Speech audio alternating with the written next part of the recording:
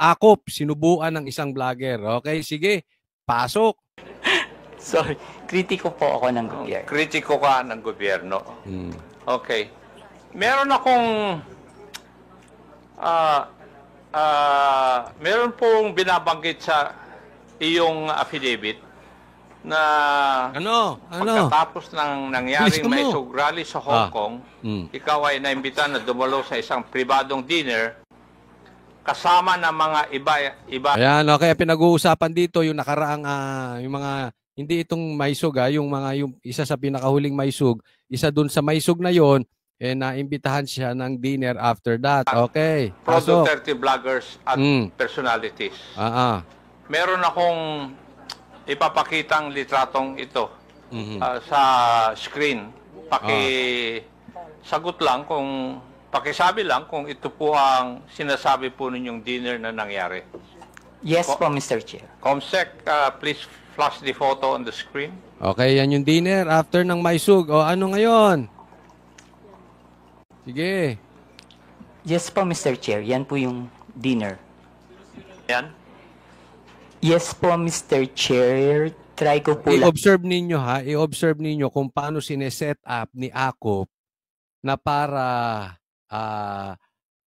ito ay parang ilaglag itong mga vloggers, mga Duterte vloggers. Tingnan mo, mismong si Akop ang nagse-set up. Tingnan ninyo. At yung kakilala ko lang po Opo. Yung pong nakaupo from left side is si Tio Moreno. Yung nakatayo po na Tio Moreno, yung nakaupo dito sa kaliwa? Dito po. Naka-black? Hindi po yung naka-brown. Naka-t-shirt? Yes po. Ay, ipag doon po kasi ako tumingin. Kasi nasa left sa photo, yes. Okay. And yung nakatayo po na white is si Miss Sas Rogando Sasot. Okay. Ako po yung kasunod. Ayan, sumunod si Pebble. po si Miss Joey. Ang pinag-uusapan next, dito, si Sec Trixie. ang pinag-uusapan lang dito yung picture Okay, bakit ko sinasabi? Sige, abangan natin. Tony Vic. And then yung nakaupo pong green is si Prof. Ana. Uy. Okay. Yung naka-red, hindi ko po kilala. Yung katabi po ng naka-red, si Attorney Harry Roque. Yung nakatayo pong naka-black, si Daniel Long. Yung naka-green na nakatayo, hindi ko po kilala. Yung katabi ng naka-green, si Pam. Yung katabi ni Pam, hindi ko po kilala. And then yung pong nakaupo sa right, si Mr. Abines. Yung katabi ni Mr. Abines, hindi ko po kilala. Then si Attorney Glenn Chong and si Doc Badoy. Okay, ano? Alam mo ba, Pebbles, kung sino ang nagbayad sa dinner na yan? Ayan, sineset up na. Okay, sino nagbayad ng dinner? Bakit importante yan? Kasi meron silang gustong idiin dyan. Okay? Sino yung nagpo-provoke ng rebellion or sedition? Ididikit po nila yan dyan. Kasi siyempre, sino yung pinanser? Okay, ganun po galawan. Ang pagkakaalam ko po si Attorney Harry. Yon, okay na. Attorney Harry Nakafocus Roque. na, nailabas na si Attorney Roque. Punta na tayo doon sa laman ng iyong affidavit. Sinabi mo sa iyong affidavit, Pebbles, na pinag-uusapan sa dinner na yon na may larawan o picture si Attorney Harry Roque na di umano nagpapakita na gumagamit ng cocaine si PBBM. Sigurado ka ba?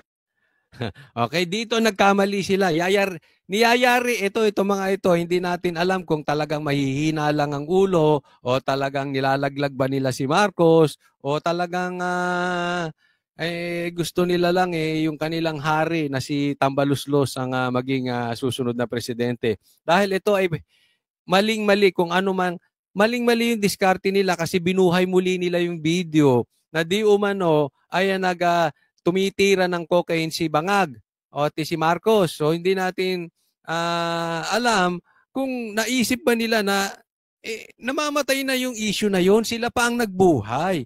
Siguro ang motibo nila dito para sa ganun na pabulaanan na fake news yon.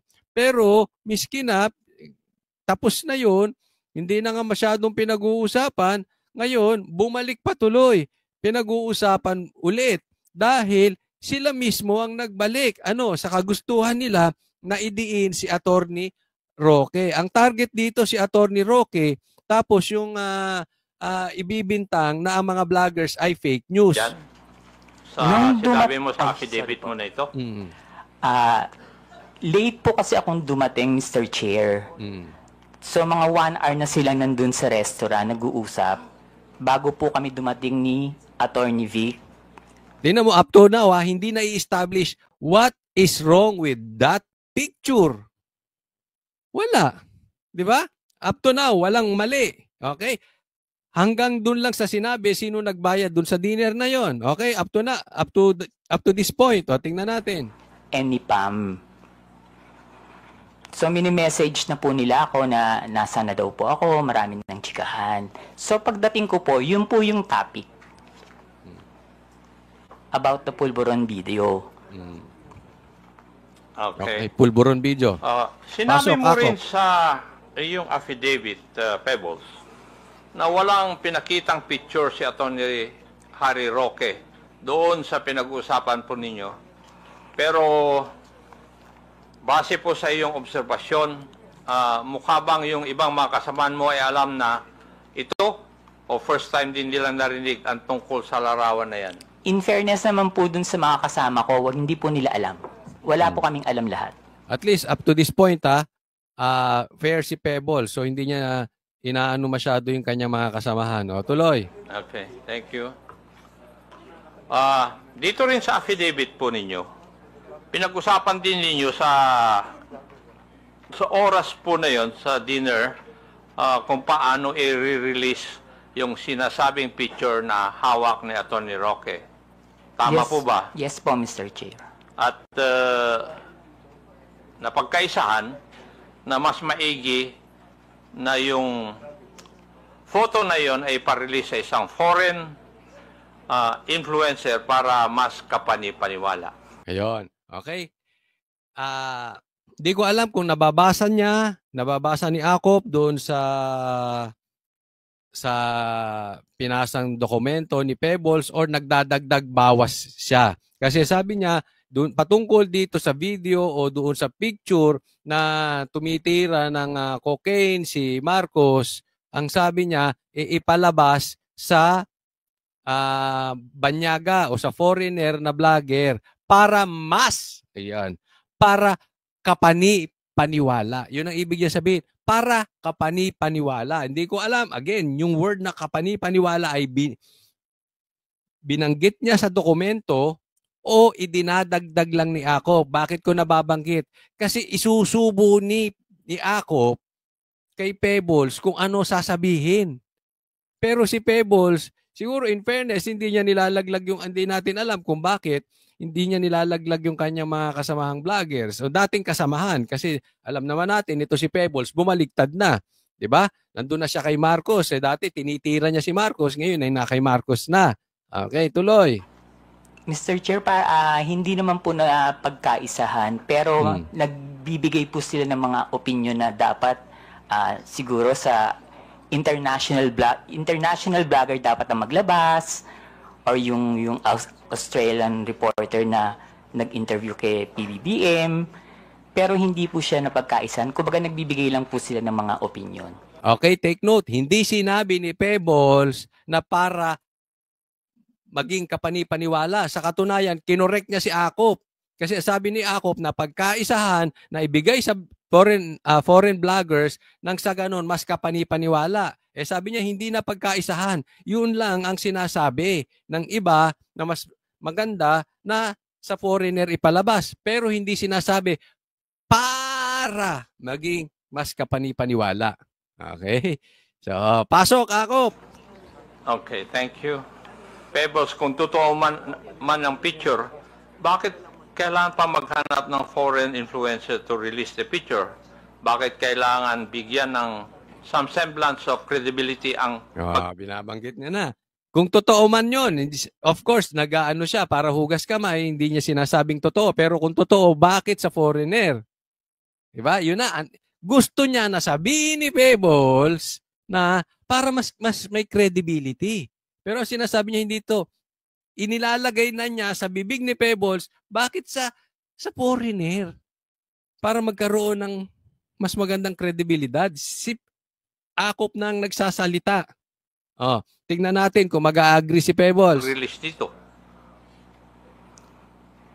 Siguro po, Mr. Chair, para mapanood agad international. Siguro tumatain na to sa lawal to si natatain na sa salawal to si Akop. Sinubo niya ng lahat. Ano sabi niya? Mas magkaroon ng credibility. Ang dami na sinabi about credibility. Yun ang pinupunto niya. Sinusubo niya na lahat. Sinubo ko na lahat sa'yo, Pebbles. Ano sabi ni Pebbles? Para siguro, para mapanood ng mas marami internationally. Laglag. Nalaglag si ano. Hindi ko alam kung sinasadya ni Pebbles na ilaglag siya or hindi nalaglag. Pero hindi nagtutugma yung kanilang pinag-uusapan. Iba ang gustong palabasin. Alam mo, yan ang mahirap.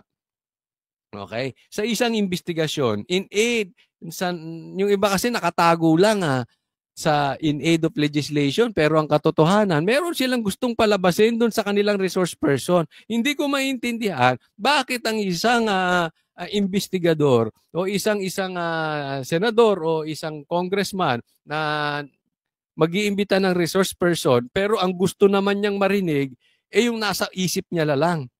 'Di ba? Kaya ka nga nagtatawag ng resource person kasi hindi mo alam. Kailangan mo ng tulong ng iba para sa ganon maliwanagan at makagawa tayo ng magandang batas. Hindi, ang karamihan nangyayari, 'di ba? Do you agree with me? Lagay niyo diyan sa comment section. Ang karamihan ng tanungan ng mga, lalong-lalo na mga congressman, parang kung ano lang ang gusto nilang marinig sa resource person, yun na yun. Diba? Yan ang nangyayari ngayon.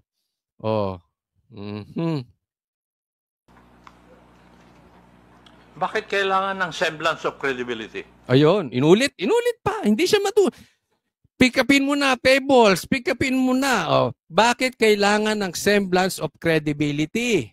Bakit? Semblance of credibility. Anong sagot ni Pebbles?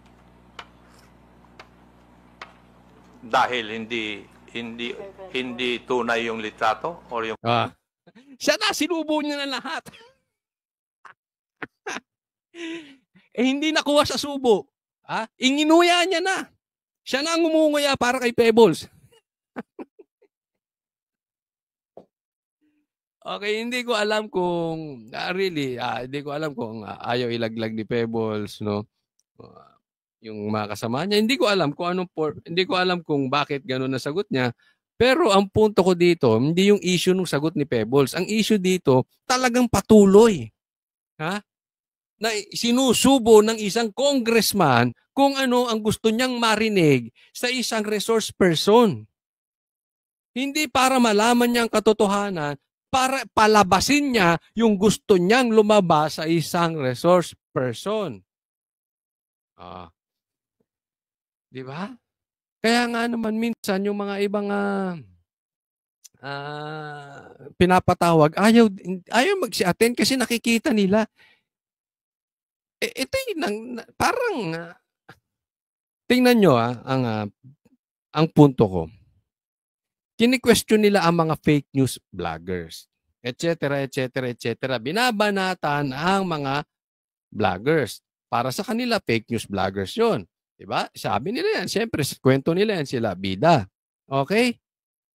So, ayaw nila ng mga vloggers na ganyan. Sino ang resource person?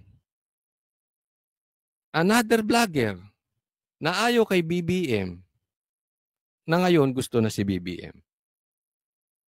So, yan ang expert nyo. I am not questioning Pebbles. Okay? Kasamang vlogger yan na bumaligtad lang.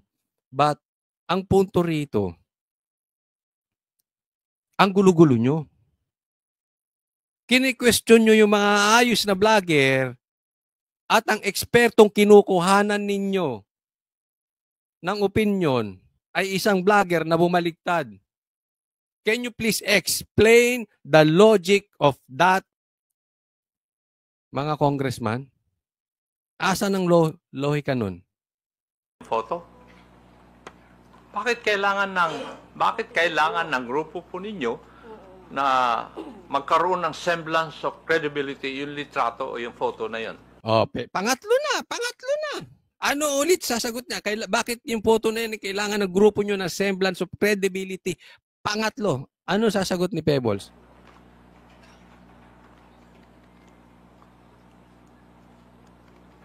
Hindi ko po... Kasi that time po, Mr. Chair, nakikinig lang po ako. Hindi po ako nagbibigay ng opinion na ilabas ng international vlogger. Di ba? Anong gusto niya marinig? Kasi peke yung video. Peke yung picture. Kaya kailangan ilabas sa foreign para magkaroon ng credibility. Yun ang gustong palabasin ni Akop. Hindi niya makuha. Anong sagot ni Pebbles? Kasi that time nakikinig lang ako. Do you think yung paulit-ulit na tanong ni Ako with the same credibility, pinaulit-ulit niya, yun ang gusto niyang marinig na sagot? Kasi that time nakikinig lang ako. Based on that, Ako, gumawa kayo ng batas. Sige, gawa kayo ng batas patungkol dyan. Nakikinig lang po ako sa kanila. Wala po akong binigay na opinion na, sige, ilabas mo. Dapat ilabas siya ni ganito. Dapat ilabas siya ni ganyan. Hindi, nakikita ko na pinagtatanggol niya. Hindi niya naman sinusukol si Pebbles. Hindi niya sinusukol. Gusto niya lang palabasin. Si Pebbles, nagiging, na, hindi ako, dyan. Nakikinig lang ako. Hindi ako, parang inililigtas niya yung sarili niya. In short, they are in a book, on a different chapters. Iba wavelength. Hindi po ba, Pebbles, having in this business for 11 years, kung kailangan bigyan ng credibility sa isang bagay, yun ay dahil yung isang bagay na yun ay alanganin. Di ba? Siya na sumagot Siya na. Doon sa panglima. Ano sabi niya? Di ba ang isang bagay, being a vlogger for 11 years, di ba? Para bigyan mo ng credibility ang isang bagay, ibig sabihin, kung gusto mong bigyan ng credibility, yung bagay na yun ay alanganin. That is the answer he was looking for, Pebbles. Yun ang inaantay niyang sagot. Na hindi niya makuha-kuha, hindi niya na rin matiis. Isinubo niya na, inginuya niya, siya na rin ang lumunok. Ay, Akop. Okay, yan ang eksperto. Yung bang pwedeng hindi totoo? Yes po, Mr. Dahil Chair. kung totoo yun, hindi nyo na kailangan na bigyan ng credence o credibility. Wala naman siya sinasabing credence o credibility. Di ba?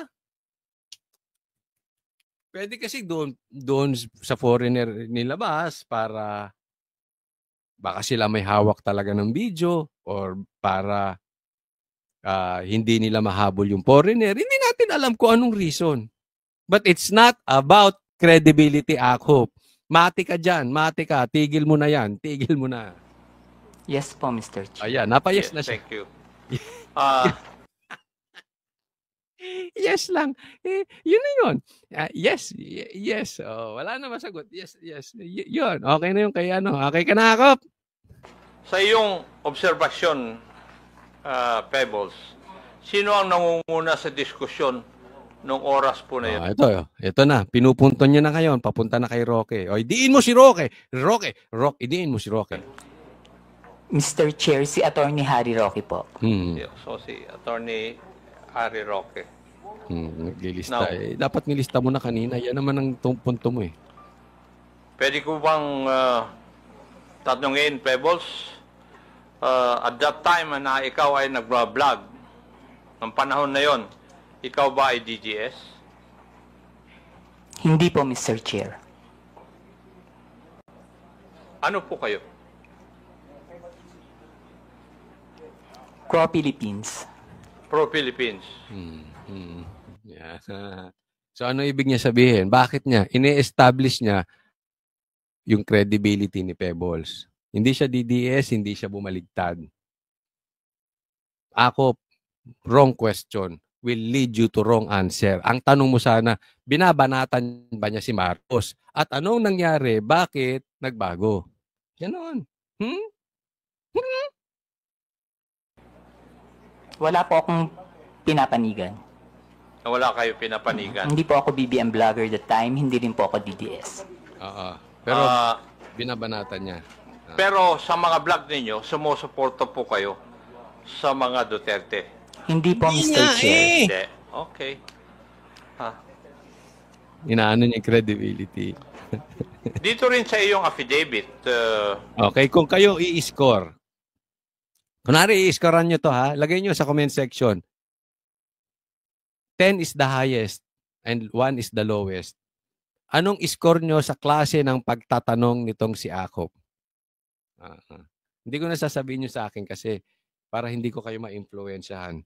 Pero alam ko na sagot sa klase ng pagtatanong ni Akop. Pebbles, may binanggit ka na binanggit din ni Atty. Roque na sinabi niya na kaya niyang magpabagsak ng gobyerno. Tama rin po ba ang pagkabasa ko dito sa affidavit po ninyo? Yes po, Mr. Chair. Ang exactly sinabi niya dyan is nagkamali sila, magaling akong magbagsak ng gobyerno. Okay. Ano yung tanong ni Akop na yan? Kasi pag sinabing ganyan, pagpapabagsak ng gobyerno, i-connect na yan sa rebellion or sedition. Yan ang ikakaso. Tapos, pag nakaso na yan, hindi rin bailable. So, human trafficking, ang di umanong kinakaso kay Roque, Atty. Roque, kung di ako nagkakamali, tapos pati itong sedition, o pagbabagsak ng gobyerno, another non-bailable, sa aking pagkakaalam, no, yan ang kinoconnect. Kaya yan ang tanong ni okay, yung pagpapabagsak. Aha. Oh. Sa tingin mo, kaya po ba niya talaga? Mr. Chair, hindi po. Kasi nagtatago po siya ngayon eh. Tama. So, medyo, para sa akin, medyo mali nga din yung sagot doon dahil hindi niya kaya. So, ibig sabihin, hindi totoo yung pwede nila ibintang. Pata, inciting, pwedeng inciting to sedition. Meron. Yung,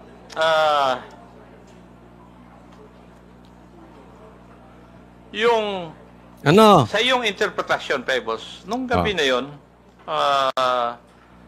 kung ano man ang pinag-usapan nyo doon, specifically yung supposed photo na gumamit ng cocaine si PBBM ay parte ng plano na pabagsakin ng gobyerno ayon kay Harry Roque? Sa palagay ko po, Mr. Chair, parte po yun ang plano ng gusto nilang pabagsakin ng presidente. Dapat ang sagot lagi ni kung ano yung inililid ni Akop, yes ka na lang ng yes. Yes, yes. Kasi yun na, kaya kinokonek yung video na yun. Pero nagkamali sila dyan. Okay, binuhay nila ulit yung pulburon video, binuksan nyo yung pulburon video. Ako, sa akin, magdemanda kayo. Dahil kung hindi totoo yung video, meron dapat managot. Pero, kung totoo yung video, ilalabas lahat sa demanda. Doon, hindi dyan. Hindi sila dyan maglalabas. Sa demanda ang laban. So, idemanda nyo na malaman ng taong bayan kung totoo o hindi. Dahil sa demanda, patas ang laban. Diyan, wala naman silang laban dyan. Okay. So, waiting tayo na magkaroon ng demanda. Next topic. Okay, ito pag-usapan natin si Mr. Contempt. Banat Bay at Ka Eric pagsasamahin sa kulungan. Sige, pakinggan natin to. In violation of Section 11, Paragraph A, refusal to answer summons without legal excuse, I move that we cite in contempt Mr. Jeffrey Celis. So move, Mr. Chairman. Ayun. Any second? Una Any si objection? Ka-Eric. There being none, At motion's Erner carried. ka, Ka-Eric. At lastly, Mr. Chairman, for all those, for the three, the last one is for Miss Lorraine Marita Blang Badoy Partosa. Oh, yun. We have a letter addressed to this committee with the Kakaibang tao to, no? Kung merong tore na tagahuli at taga-kidnap, na magtagahuli ng illegal, eto naman si si Paduano taga-contempt, ha. Sige, magtawa kayo, magpakasaya kayo habang nakaupo si BBM at saka si Tambaluslos. Sige, enjoy. regards to the subpoena ad certificandum that was issued to Miss Badoy.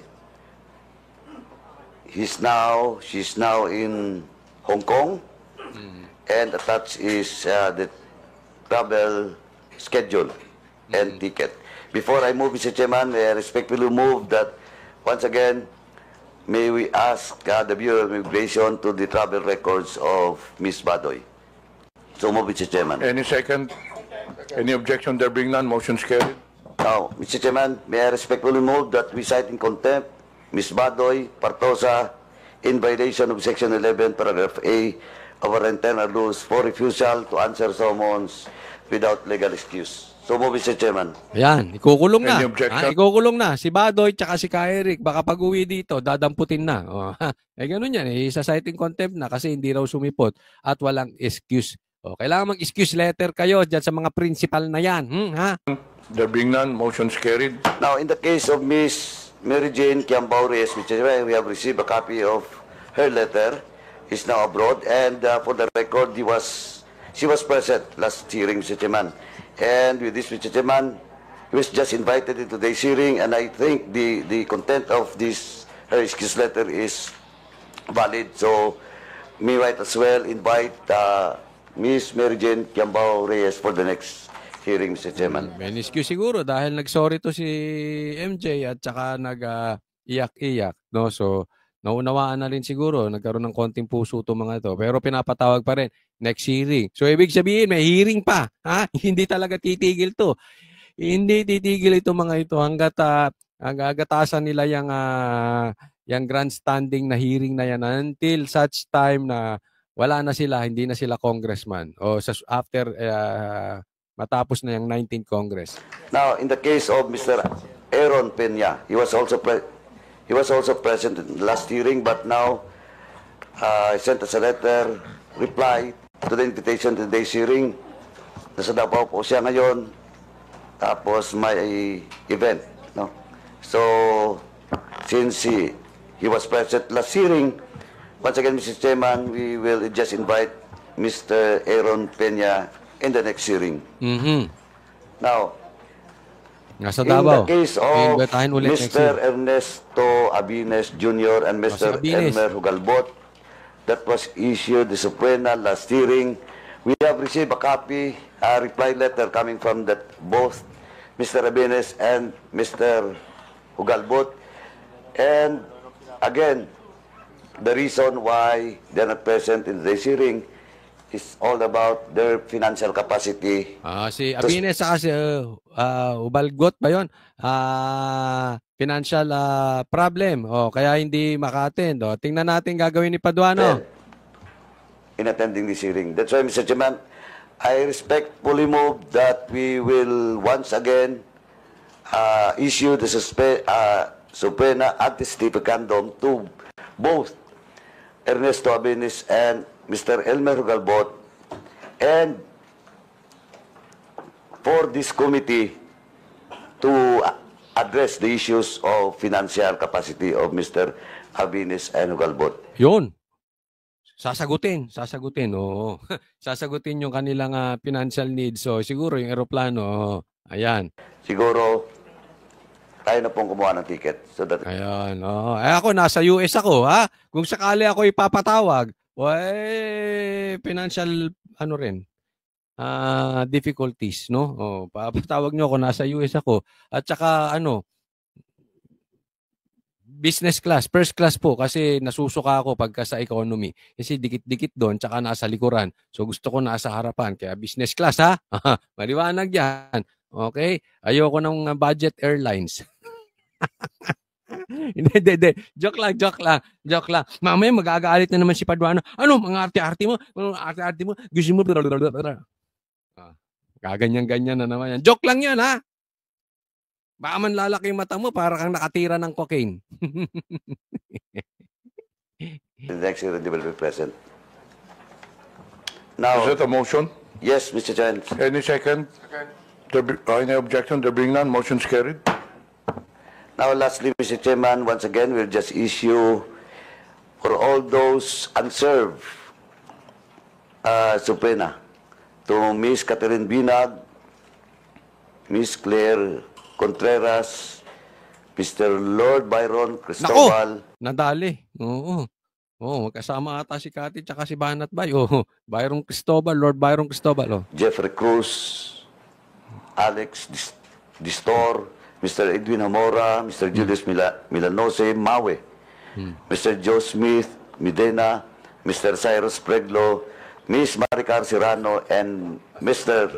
Kester Ramon Jan Balibalos Tan, for once again serve the subpoena ad testificandum because this is still unserved, and for the COMSEC to coordinate with the SAA and SAA to coordinate with the government agency specialist. Hindi pa nasi-serve. Parang ngayon ang aking pagkakaunawa. Hindi pa nasi-serve ng yung kanilang subpoena. So, i-serve ulit. No?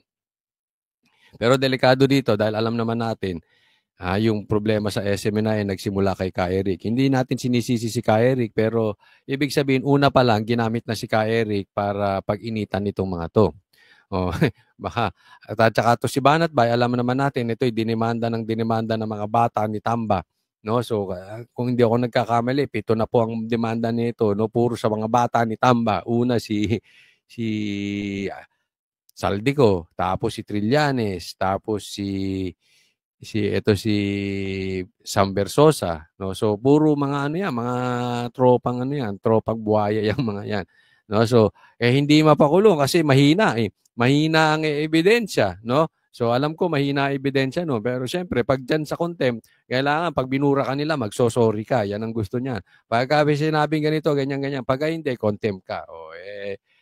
Talagang baka mamaya pagsamahin pa sa kulungan itong si Ka Eric, parehas kayong taga SMNI, Ka Eric, Banat Bay, parehas kayong laging bumubula ang bibig, lagi kayong galit, ngayon lagi nyo kaming mainit kayo sa mga komunista. Aroy, aroy. Nako, delikado. Baka pagsamahin itong dalawa sa kulungan. The PNP for this subpoena ad testificandum for all those mentioned names to be served for the next hearing, Mr. Chairman. So move. Any objection? There being none, the motion's carried. Ayan. Ipaliwanag lang natin konti dito. No? Siguro nabalitaan nyo na, hindi ko na ipapakita yung video, na si BP Sara ay nasa Pilipinas na. Okay? Bagamat ang kanyang tatay ay nandoon pa rin, umuwi si BP Sara dito. No? Baka naman ang nasa isip, in my opinion lang, nasa isip ni BP Sara na just in case, di ba alam naman natin, spare tire ang Vice President Spare tire. Just in case lang nasa ospital at may sakit si BBM. Halimbawa, hindi tayo nagbibintang. Halimbawa lang, tapos biglang namatay. Napaka-importante na nandito si BP Sara. Kasi kailangan niya manumpa agad. Isipin mo kung si BP Sara ay baka nasa Hague at namatay si Marcos, baka magkaroon ng constitutional crisis. Mababakante yung lugar Tapos hindi siya makauwi agad. Di ba? Baka mamaya merong mga abuso or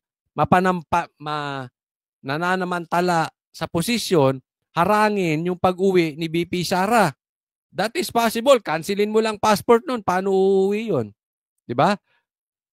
Wag mo nang pauwi niya si BP Sara. For the meantime, gawa tayo ng issue rito. Halimbawa lang ito I'm I'm just thinking out loud, no? Namatay si Marcos. So, gawa tayo issue rito. Tapos, kuhanin na natin yung posisyon. Kasi for the meantime, hindi naman nila aminin, hindi makauwi si BP Sara. Diba? Kaya it's very important din, kaya nga nabanggit ni BP Sara noon hindi sila pwede magsama-sama sa isang lugar nitong sila Marcos. Bakit? Kasi siya yung parang survivor. Anong tawag niya doon? Destined survivor ba yun? Basta hindi ko maalala yung binanggit niya. But ibig sabihin, pag sakali naman binomba or namatay si Marcos, may nangyaring masama, nagkasakit. Merong papalit agad. Kapag hindi nakapalit, delikado po yan. Lalong-lalo na sa gobyerno medyo mapang-abuso. Sa gobyerno medyo meron talagang gustong umepal. Doon sa gobyerno na sa tingin mo ay talagang gustong maging presidente o prime minister na pero wala namang karapatan dahil ayaw ng taong bayan at wala namang mandato at alam nilang hindi sila makakakuha ng boto na sa taong bayan, sasamantalahin ng sitwasyon at before we know it, kakampi niya na yung mga congressman, mamaya, baka presidente na yan o baka mamaya, gawing prime minister. Wala po tayong pinagbibintangan, hindi po natin sinasabing may sakit si Marcos, but ang pinapakita natin dito, yung possibility, yung importance na pag may nangyari kay Marcos, makasumpa agad si BP Sara. That is very important. Ngayon, hindi ko alam kung yun ang nasa isip ni BP Sara, but it's only my opinion kasi isipin mo yung tatay mo nakakulong doon. Kahit ba anong problema, naiintindihan ko anong problema ng bansa, no? Hindi naman ganun kaano ang vice president, di ba? Pwede niyang asikasuhin muna yung tatay niya, wala namang mangyayari. Anyway, yung trabaho naman ni BP Sara dito sa Pilipinas, hindi na rin naman pinapakinggan ng gobyerno. So, hindi naman ganun kabigat. Kahit naman anong sabihin ni BP Sara, hindi na siya pinapakinggan So, sa madaling salita, walang input. Di ba? Hindi ganun kabigat. So, kung ako titingin, mas importanteng nandun siya sa tatay niya na nangangailangan ng presensya ng mga taong mahal. Siyempre, pag nakakulong ka, yan ang Yung makikita mo yung mga taong mahal mo. Yan ang magpapalakas sa'yo. Dahil yung kulungan na yan, minsan iniipit nila ang tao para ma-break. Minsan, ang tao matapang just like PRRD or Pastor Kibuloy. Kaya yung kinukulong just to break them. Tapos, sumunod na doon sa gusto ng gobyerno na ilaglag ang mga Duterte. O ilaglag na ang patuloy na pag-asam ng susunod na presidency sa 2028. Posibleng ganun, di ba? So, bitawan na nila yun. Kasi binibreak sila nang sa gano'n, mangako sila na hindi, wala na, tapos na, okay na sa inyo na yan. Posibleng gano'n, no? Ang nakakapag-ano dyan, yung andyan yung pamilya mo. And yet, umuwi si BP Sara. Ako talaga, iba ang tingin ko rito. Baka naman may nakikita si BP Sara na hindi natin nakikita. No? Or just simply ginagawa niya yung kanyang trabaho na kung may mangyari kay Marcos, at least andyan siya.